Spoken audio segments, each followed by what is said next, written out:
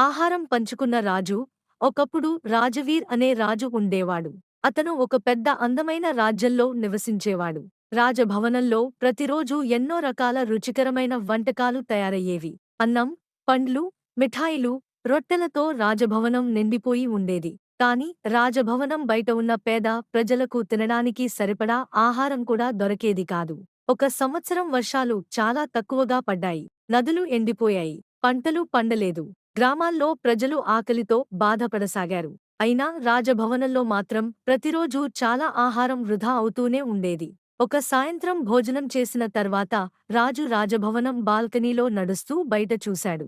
అక్కడ ఒక చెట్టు కింద చిన్న అబ్బాయి తన చెల్లితో కూర్చుని ఉన్నాడు. ఆ అబ్బాయి చేతిలో ఒక చిన్న రొట్టె ముక్క మాత్రమే ఉంది. అతనికి కూడా చాలా ఆకలిగా ఉంది. అయినా అతను ఆ రొట్టెను 2 ముక్కలుగా చేసి పెద్ద ముక్కను తన చెల్లికి ఇచ్చాడు. "నువ్వు తిను" అని ప్రేమగా చెప్పాడు.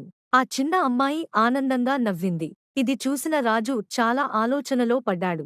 ఈ అబ్బాయికి చాలా తక్కువ ఉన్నా కూడా పంచుకుంటున్నాడు. కానీ నా దగ్గర ఎంతో ఉన్నా నేను ప్రజలకు సహాయం చేయడం లేదు అని తనలో తాను అనుకున్నాడు.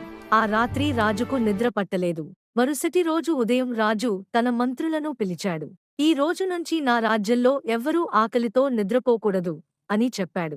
అతను రాజభవనంలోని ఆహార గిడ్డంగులను తెరవమని ఆజ్ఞాపించాడు. వంటవాళ్లు పెద్ద పెద్ద పాత్రల్లో ఆహారం వండి గ్రామాలకు పంపించారు. కొద్ది రోజుల్లోనే ప్రజలు సంతోషంగా జీవించసాగారు. పిల్లలు మళ్లీ నవ్వుతూ ఆడుకోవడం ప్రారంభించారు. రాజు కూడా స్వయంగా గ్రామాలకు వెళ్లి ప్రజలకు ఆహారం వడ్డించేవాడు. ఒకరోజు అతను అదే చిన్న అబ్బాయిని కలిశాడు. "నీ పేరు ఏమిటి?" అని రాజు అడిగాడు. "అర్జున్" అని అబ్బాయి చెప్పాడు. రాజు చిరునవ్వుతో, "నువ్వే నాకు దయ, పంచుకోవడం అంటే ఏమిటో నేర్పించావు" అని అన్నాడు. ఆ రోజునుంచి రాజవీర్ దయగల రాజుగా పేరు పొందాడు. నీతి: పంచుకోవడం మరియు దయ మనిషిని గొప్పవాడిని చేస్తాయి.